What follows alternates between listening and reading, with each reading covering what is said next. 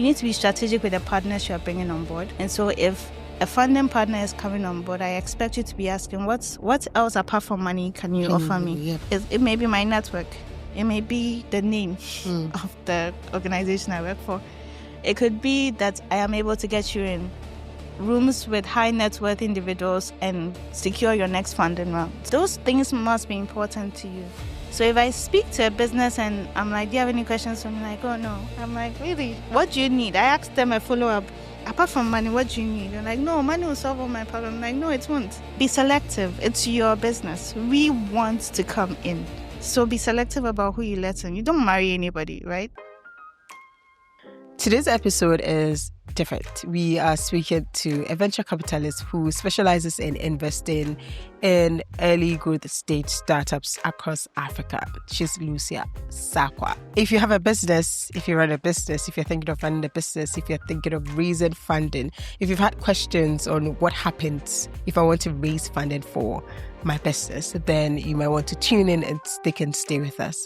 My name is Chifa Mensa Pata. Welcome to the Zero to Woman podcast. Welcome, Lucia. Thank you, Jifa. What's your origin story as an investor? I'll start off by saying that my journey is always like printed in my head that I'm exactly where I need to be. Love that. And that helps me take advantage of every opportunity, whether it looks like that's in the moment or not. So I think straight out of school, I went to do my internship, national service a bit for a pharmaceutical company for like 6 months. Then I ran away to do an investment gig because I got a job with an investment company. So I finished my national service period with that firm. And at the time I joined, it was really starting off. It was just us, like the team, the full team, including HR, including every department, we're just 4. So what that means is that as you are involved with a startup, you are in every department. Yeah. And that's like the best opportunity for learning I could have had straight from school. I had done statistics and maths. It didn't have any technical relevance in any particular field, but then it had relevance where you apply it. And so translating that knowledge, quantitative knowledge into that startup and immersing myself in the whole experience rode me through. So starting off with as a research analyst in there, understanding markets, understanding businesses, and then now expanding into portfolio creation. Because the fund management space and the traditional investment space in Ghana is very highly regulated, it's a bit restrictive. So it's like a blueprint of what you can do. Yeah. So it's not, you can't be too, explore too much out of those borders. But there are so many other things that are going to create a portfolio. And that's what I had to learn. So over the period, I spent a period of like 10 years in that business, growing from a simple intern who did not know anything to associate vice president by the time I left the firm. But in between, I also had engagements and worked as a project manager for a civil engineering firm, which was like out of scope for me. While I was in uni, I had done a bit of volunteering work and internships for educational businesses. And so it all came together now that I am in this place, that I invest in businesses across multiple sectors, and everything is coming home to boot. Like every room I have been in, every experience I've had makes sense now. So my journey has not been one I thought would be a clear path. I did not think I would be here today, but it's exciting to know that everything now makes sense. So yeah, that's where it came from. God is in the details. Very much. Very, very much. I'm happy for you. Congratulations. Now let's talk about your role as a venture capitalist, right? There's this hierarchy when it comes to people receiving investment or businesses receiving investment. There's white people, so white man, white woman, then they'll say people of color, but let me just move straight to us. Then black man, then black woman. Black woman is always at the bottom of the chain when it comes to receiving investment for businesses. What are the real challenges and what are the perceived ones? I'll start off with the perceived challenges. And I have come to see that some of these are also placed in the cultural settings that Black women are exposed to. And so for Black women to assert their presence, they feel like they need to have all their things in That's order. right, yeah. They need to have a perfect business. They need to have everything in place, their homes in check and everything. And they don't gamble on themselves. So what that plays out to be is that they dream in small scales, which is very unfortunate because I see it's very interesting from where I sit. We have a pipeline of about 500 businesses we are screening from. And out of these, maybe a majority of them are founded by men. The audacity, honestly. Because sometimes they sit in front of you and then they sell you something, you know that they don't even believe in what they're selling. Snake oil. Yeah. And it's interesting to know how they think about, they sell the boldness for themselves. And fortunately or unfortunately, it is also one of the things we look out for when we are looking for businesses. Because like you mentioned, we invest in early stage businesses. At that time, your traction may not be there yet. You may not have proven your market value yet, but you may have an idea which is very potent. Unfortunately for businesses, that's actually, fortunately for them, early growth stage businesses are backing you, the founder, your team, the idea, and then we back you to execution.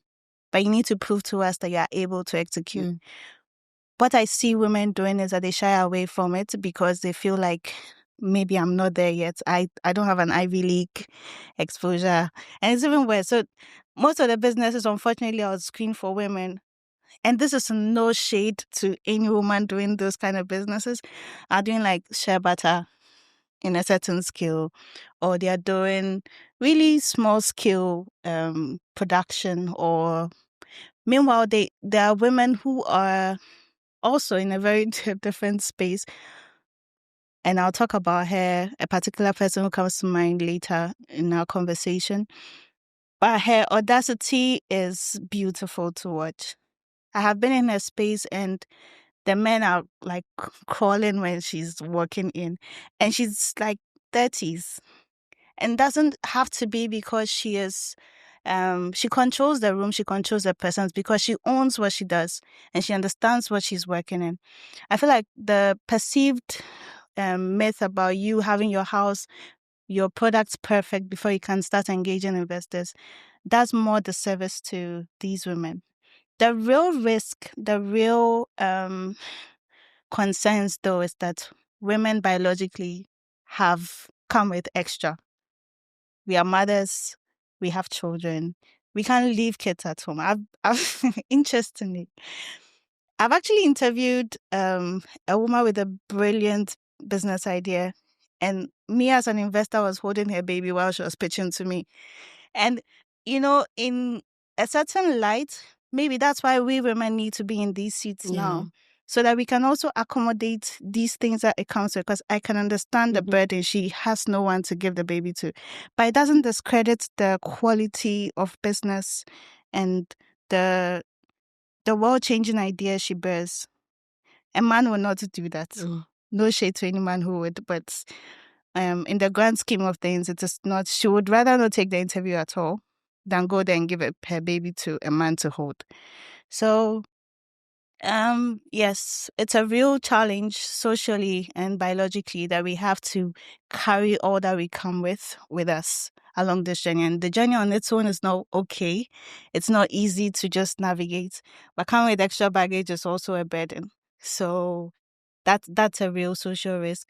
It's also a real risk that, unfortunately, in the sector, there's bias, unfortunately. And it's true.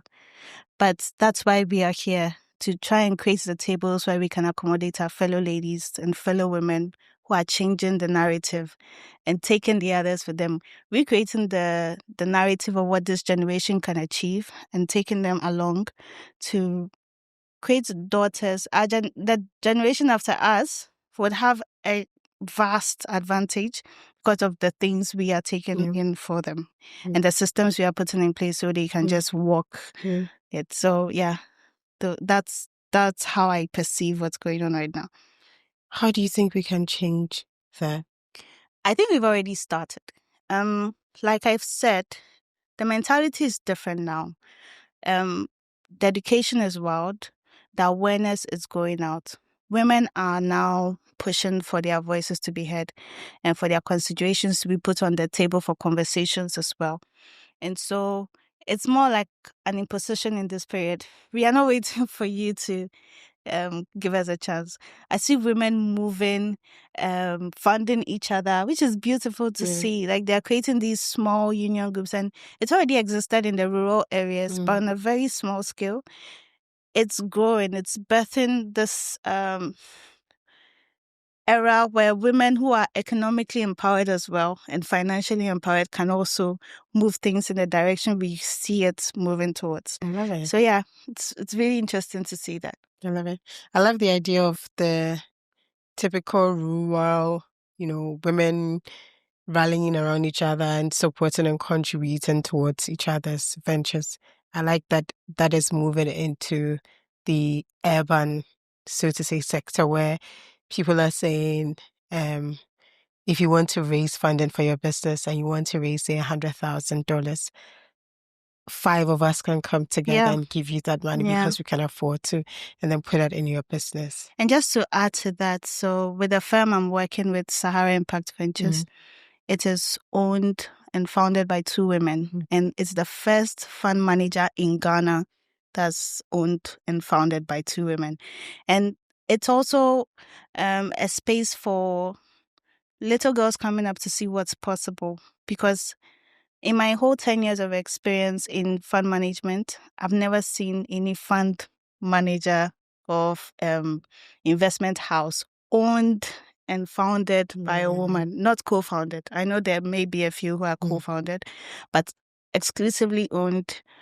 I don't think I've seen any of that sort. So I'm really excited. This is the best time to be born. True. I would say it's a great time to be a woman. It's a great time to be a woman. And it's a great time to be a Black woman, because the disadvantage has been so long that now the advantages are so many for us. And we have no excuse than to make sure we occupy the space we are calling to occupy. True. So there's still more room for improvement. Oh, though, definitely. But yeah, there's definitely been a lot of growth. Yeah. What's one myth about getting funded you'd like to bust? I would say that thinking your business idea is too early to receive money. People are being funded for ideas. Let that sink in. Like ideas. And I see, and unfortunately, this, again, back to my women, we rarely step out with our ideas. We want to use our own money, we want to bootstrap for a couple of years. We want to take our husband's money or our family's money to build something. It's never too early to get funded for anything. Sure. If it's for R&D, research, there's funding for it. Anything you can think of, there's funding for it. Any gap you feel like it exists, if you are not finding it in your area, it just means that you're not looking hard enough, or just give it a bit of time for it to get there. But there's opportunity everywhere. So you don't need to wait for anything. If you feel like there's time to move, just move. Yeah. When you see a pitch, what makes you think this person gets it? Or this person, nah, go try again later? Interestingly, I look at pitches a lot.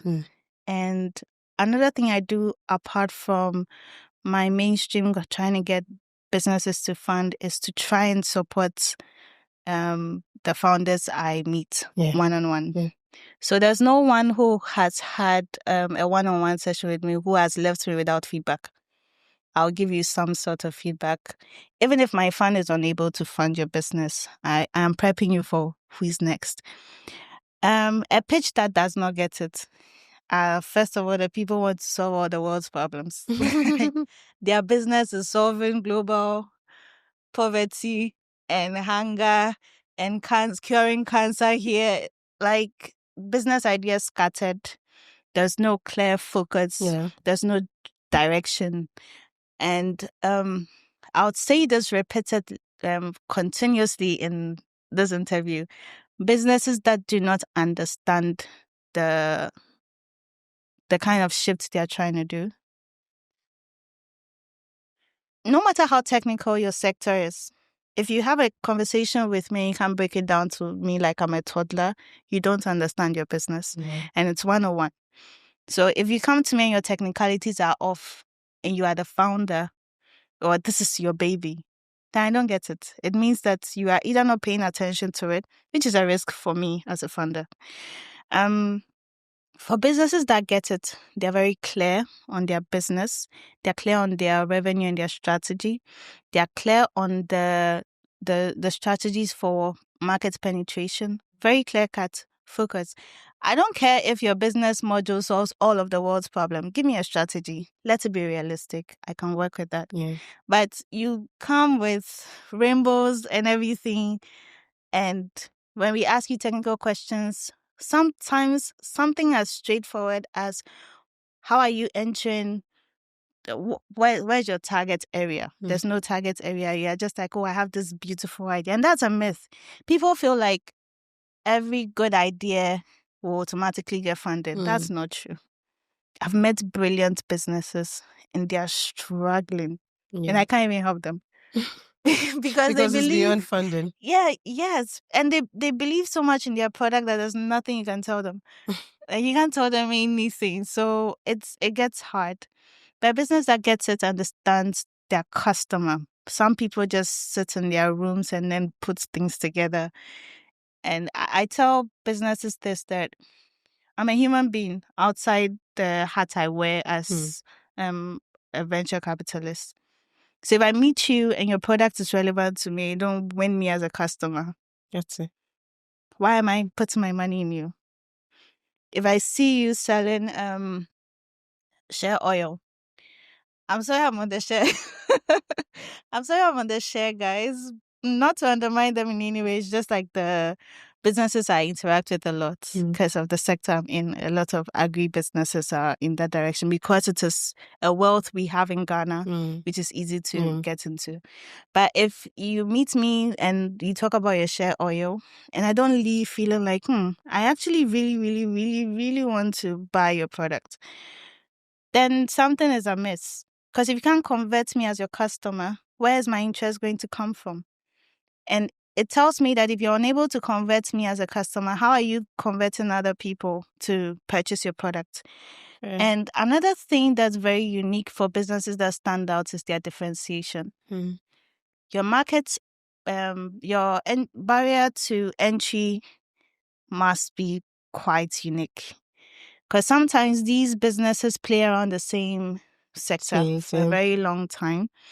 And it's very easy for another business to just pick your module and then replicate it. There must be something about you. It could be your team. It could be the product itself and some key ingredients. It could be the technology backing your product. Whatever it is, your differentiation must be so unique that I can't find a replacement in the next pitch I look at. So all of these come together. It's not, all-encompassing, but these few things kind of point out to me that, okay, this business kind of gets it. And then I'm more interested in the conversation.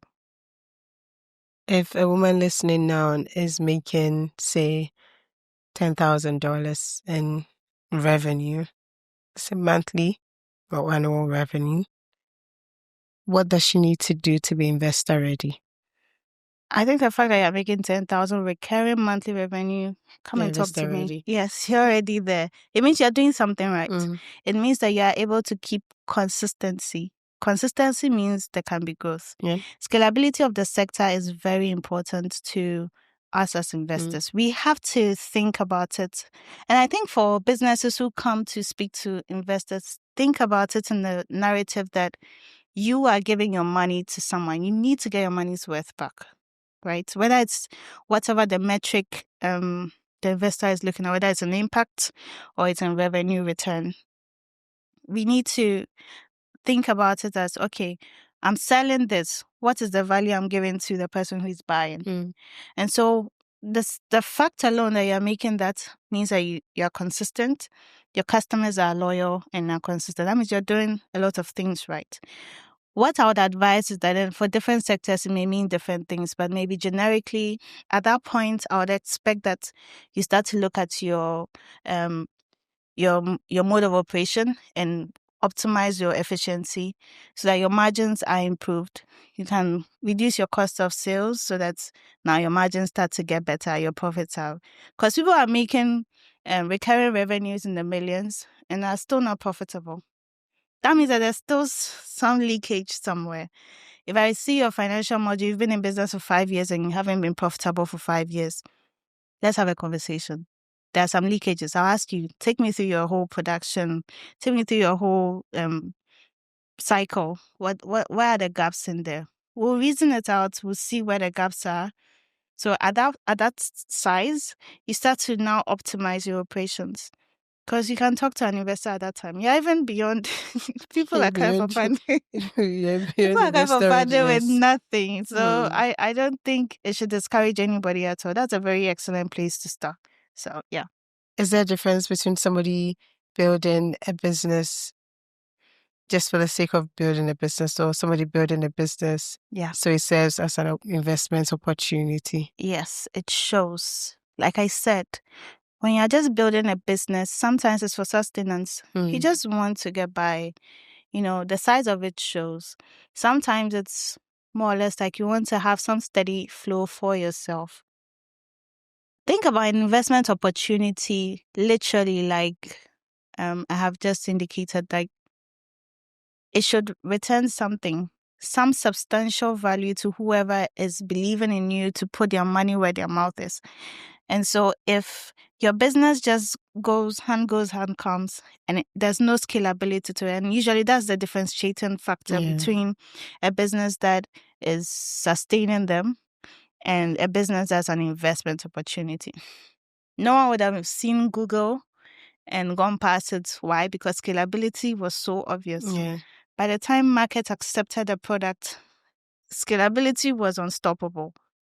And usually, okay, I'll use ever tell you. Yeah, but I think I get what you mean. And I think that they not the issue, but does that mean that businesses that do not have the scalability factor do not deserve investment? Because scalability is easier for some, like a tech business, you can easily be scalable. And some other like product businesses, even you can find a way to be scalable, right? Although it will take a lot more effort for a product business to be scalable as compared to like a tech business.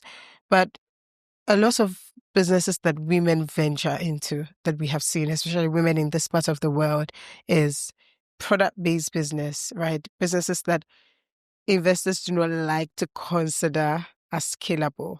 Does that mean they're not worthy of investment? It just means that you're looking at for a different type of funding. And there are types of funding. Like I said, for every level you are at or for every gap you find in your business where funding is needed, there is a different type of funding to satisfy those needs. But there are investors who are looking for huge ticket sizes, want equity in your business, want part of your business to be their own. Scalability is very vital because at that point, so with equity comes valuation. The only time they can get an upside is if you are paying them dividends or they are exiting and even when they exit is dependent on your valuation. That's the only time they can make substantial returns from their investments. So even though it's not a bad thing, there's nothing wrong with wanting to bite what you can chew and handle that efficiently. That's also a winning strategy. We'll take it. But it just shows that in certain leagues, you may not be able to play. And that may be okay. You don't need to be everywhere. So if you've defined your business and in 10 years, the future you see for it is maybe just in hundreds of thousands, maybe maximize that and capture that market and dominate that market, whatever that works for you. But it just means that your conversations will be a bit tailored to different types of funding than to the regular equity investors. So What questions should founders be asking in a pitch? First things I tell businesses I meet, if you haven't Googled me or the fund I'm representing, why Don't are you talk to talking me. to me? It's like you don't know what I need. Yeah. You don't know what I'm looking for. And it's not even money you take. You don't just speak to funders because you want money. You have high targets. I have a lot of for the businesses in my portfolio, there are like a long list of things you need to be reporting on. And we are in your business. Yeah. We are like looking at you. We are scrutinizing the details. Equity investors, we are part of the business. Yeah. And so if you don't know what the fund is looking for and the objectives it's trying to cover, then you don't need to have a conversation with them. That aside, when I speak to businesses, I need them to be at that stage, early stage, you need to be very strategic because it's a thin line between businesses that stand and those that fall. You need to be strategic with the partners you're bringing on board. And so if a funding partner is coming on board, I expect you to be asking, what else apart from money can you offer me? Yeah. It may be my network. It may be the name of the organization I work for. It could be that I am able to get you in rooms with high net worth individuals and secure your next funding round. Or even distribution, for instance. Or link you to other clients or agents or whoever it may be. Those things must be important to you. So if I speak to a business and I'm like, do you have any questions for me? Like, oh no. I'm like, really? What do you need? I asked them a follow-up. Apart from money, what do you need? They're like, no, money will solve all my problems. I'm like, no, it won't. Because sometimes, even as equity investors, we've sat on panels just to interview their C-suite, their COOs and chief operation officers, because we are looking for a certain caliber to grow the company to the next stage. You are early growth stage. We want you to get to growth stage. We want you to get to your series A, B, C at a valuation of $10 billion. And so people are key. And these may be soft, but they are relevant to moving your business. It could be the key differentiator between you and a business that does not make it.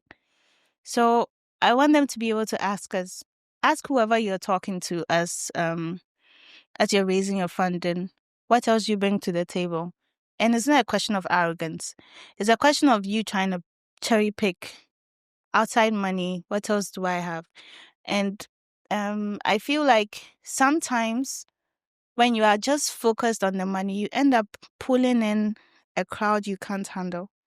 And then now you're stuck with people breathing down your neck, and then you are like, I shouldn't have taken the money, I shouldn't have. And it's a bad name for your business and all sorts of bad press. They said there's nothing like bad press. So be selective. It's your business. We want to come in. So be selective about who you let in. You don't marry anybody, right? Sure. So spend time. Go and read my profile. See if I fit. Talk to me. Understand. And with our teams, the teams are usually lean, but we always end up working with people we call venture partners. So with my firm, for example, we have industry experts in all the sectors that we invest in. So, and a sector like e-mobility, electric vehicles, we may not have a venture capital who is based in Africa, but we have a venture capital who is based in the UK, who has done it, who has built a business in it, who has tested the market and the quality of it, who has built the technicalities of a bike or a car. And so would they be able to understand and advise you on your battery, for example, or the voltage to use or charging stations, all of that.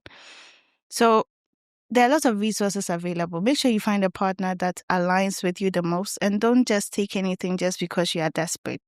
You end up bringing nonsense. I like that. I think that we see that a lot, like on Shark Tank, right? Because it's like the best example I can share. When after the person pitches, like the business owner pitches, and You wait for the judges to speak, and especially when they think the idea is brilliant or the person has like mad traction and like, we wanted on this business.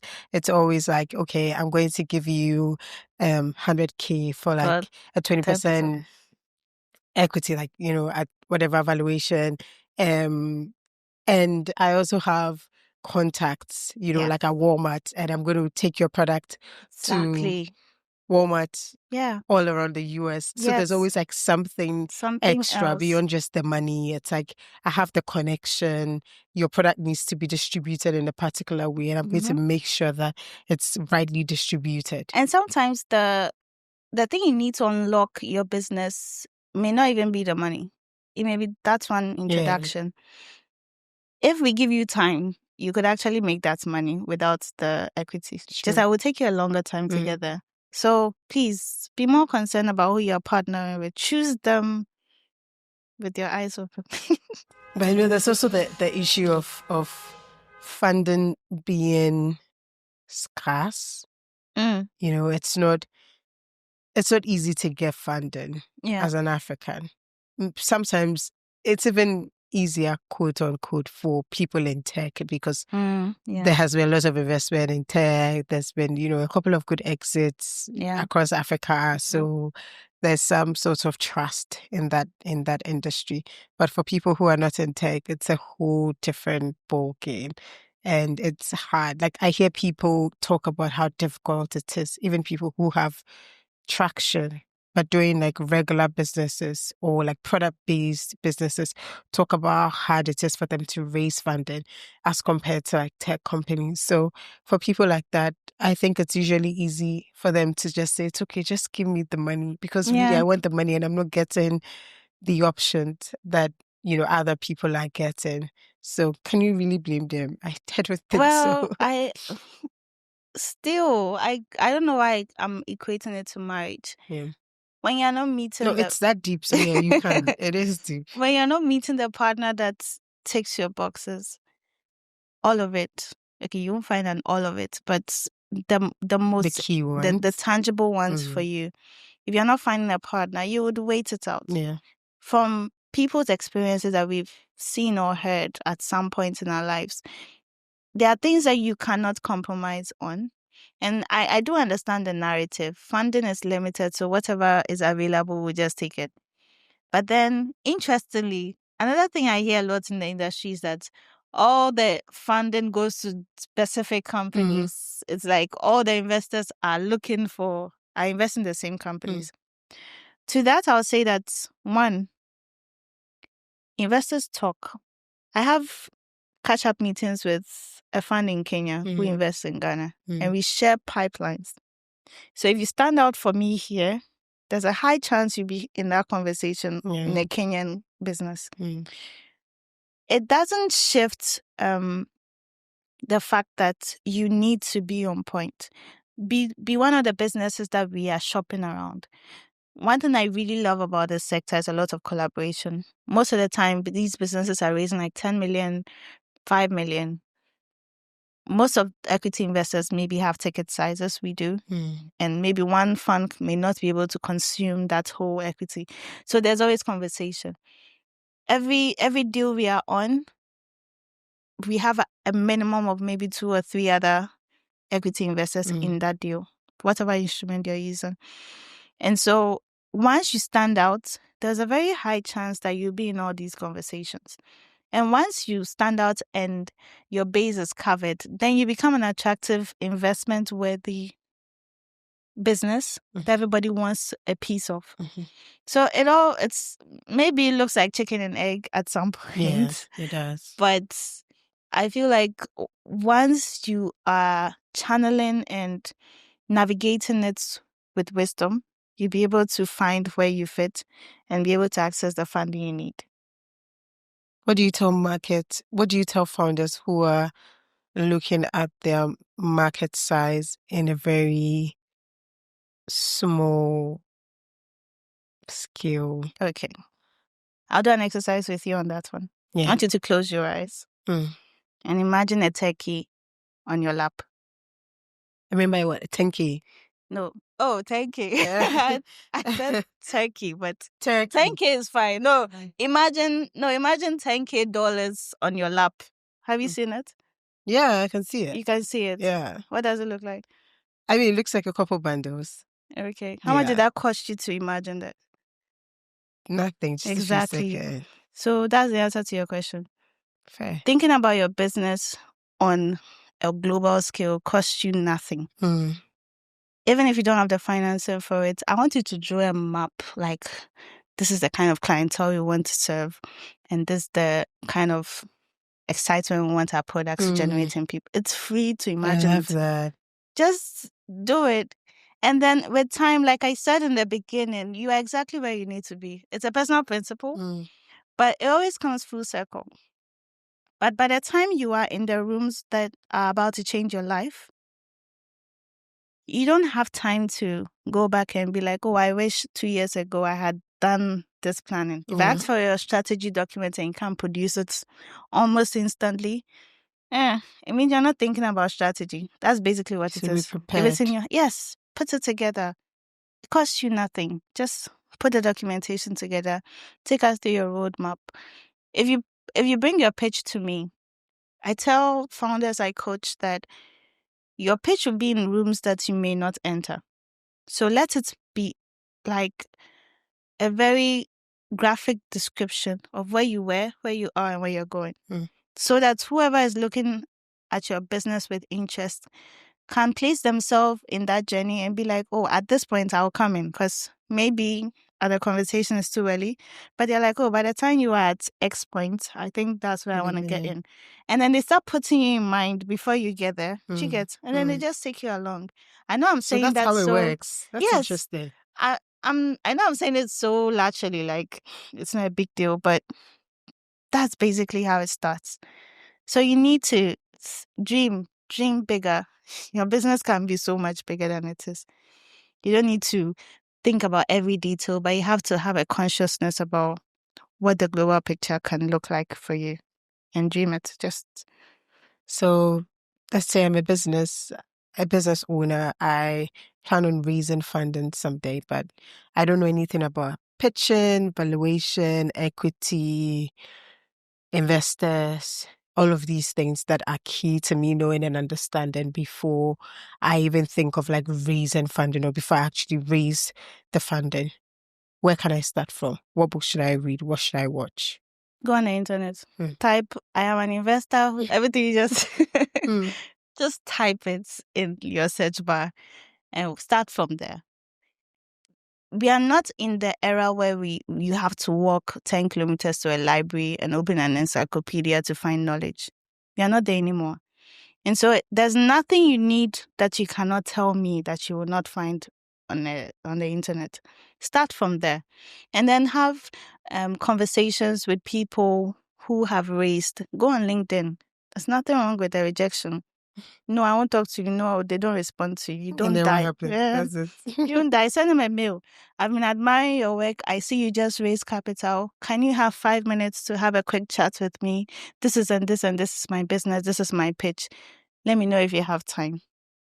I get that a lot in my LinkedIn. Sometimes I have time, sometimes I don't. But, the ones that catch my mind, catch my interest, right? Yeah.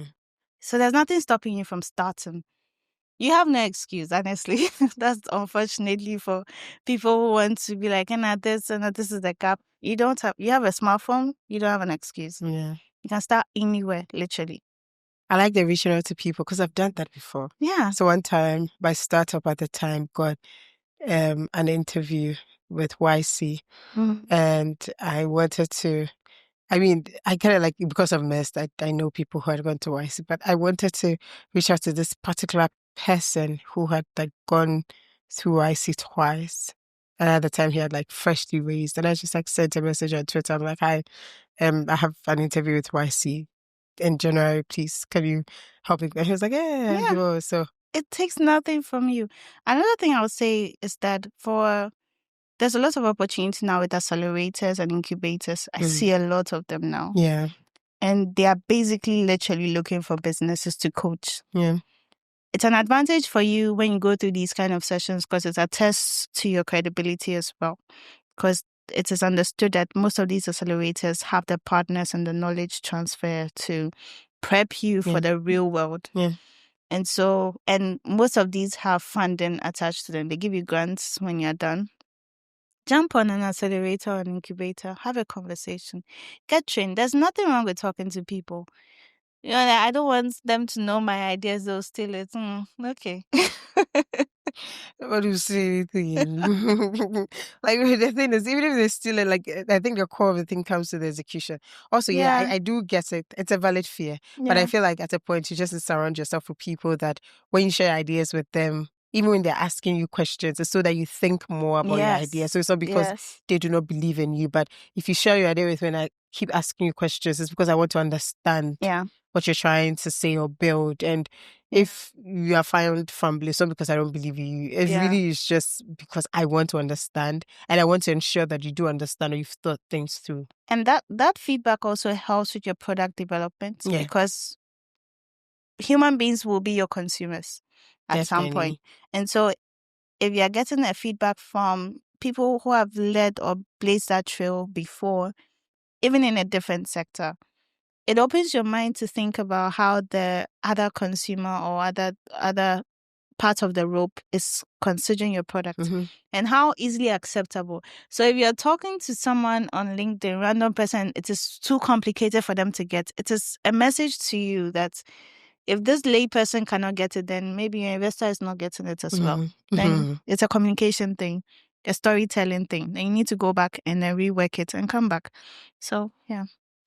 What type of businesses does your firm fund?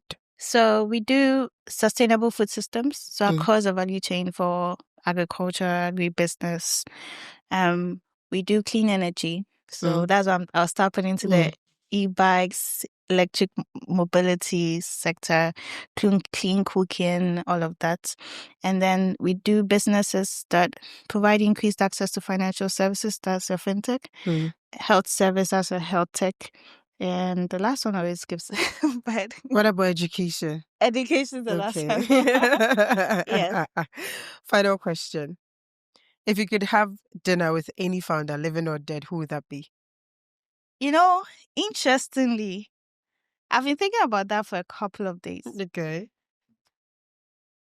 And my honest response was, I want to have a one-on-one sit down with the first Black founder from Africa who is a unicorn. Would you be surprised if I told you that there's no a unicorn? I promise you. In Africa, we have in tech. Sole founder, woman. African. Oh, nah. I don't know. I know men, but I don't know women. Globally, the unicorns who were co-founded by women, co-founded, so they have a male co-founded. Globally, 3%. 3%. No, wait. Globally is global women who are unicorns is 3%. Global women co-founders is 10 to 12%.